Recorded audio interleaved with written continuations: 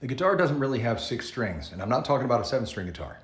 It has 5 pairs of strings. Oh, that's stupid, because it's still 6 strings. Well, let me tell you what I'm talking about and how it can really change the way you see the instrument. First, a quick theory warning. There will be theory in this video. If that offends you, get out. So I said we got 5 pairs of strings, and while that's logically obvious, you may never have thought about it before. 1 pair, another, and another.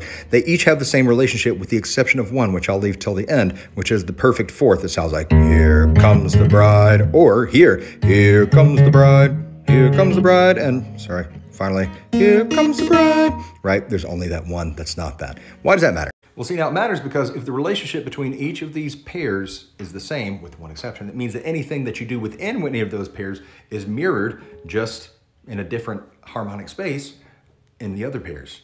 Oh, God, it's getting kind of fuzzy. Let me see if I can clarify. Another way of saying it, any sound that I get from any shape within a given pair, like say this one from your G chord, I'm gonna get that same kind of sound relationship in any of the other pairs with one exception. For example, hey, that's like my great-great-grandfather. Yeah, I hope he's not creeping you out. Anyway, so if you go to say this shape from your C chord, you have that same slant shape and it gives you the same major third. The name doesn't really matter. If you want to remember it, that's great.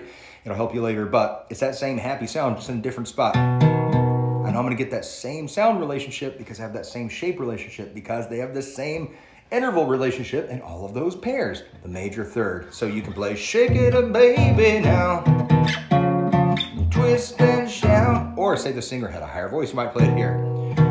Shake it up baby now, twist and shout, or any other song like that. But there's the exception. What about the exception? So I told you these 4 pairs, E to A to D, D to G, and B to E are all a perfect fourth apart. If I didn't, I'm telling you now, a perfect fourth, that's the here comes the bride sound.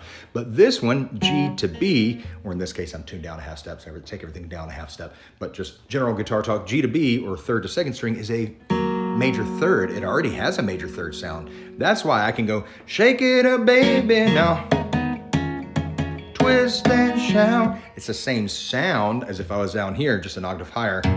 Wait, I thought that was a major third. Well, it is when you have this chord, this interval relationship of the perfect fourth. You need a slant shape to get a major third.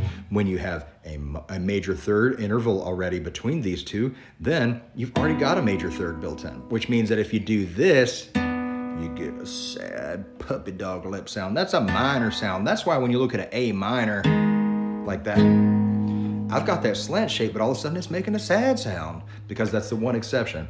Between these 2 strings, third and second strings, whether you're tuned down a half step or not, this shape, your little slant, is going to give you a minor third. Otherwise, it's always going to give you a major third, like in your G chord, C chord, D chord, E. You know what I'm saying.